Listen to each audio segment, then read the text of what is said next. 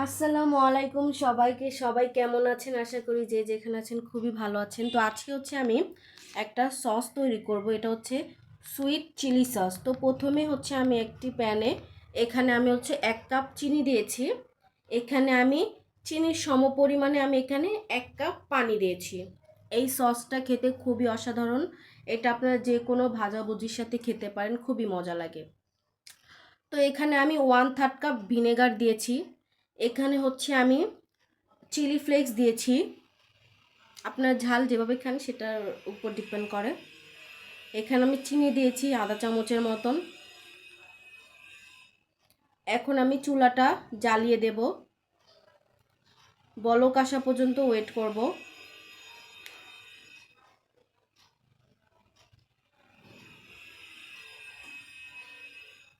এখানে আপনারা চাইলে আপনারা টমেটো সস ইউজ করতে পারেন, কিন্তু আমি সেটা দেইনি। এখন হচ্ছে আমি এখানে 1 টেবিল চামচ রসুন নিয়েছি, সেটা দিব।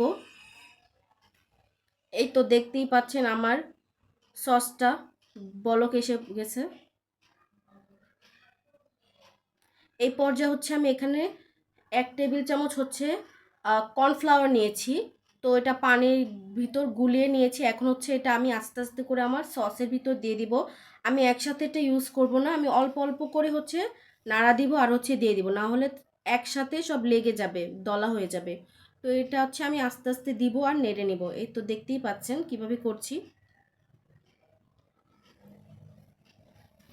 এখন আমার সসের টেক্সচারটা প্রায় একদম ঘন একটা টেক্সচার হয়ে গেছে, আপনারা দেখলেই বুঝতে পারবেন।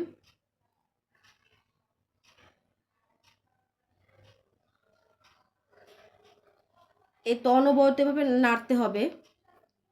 আর এই সসটা হতে বেশি টাইমও লাগে না, খেতে যেমন মজা, খুব তাড়াতাড়ি হয়ে যায়।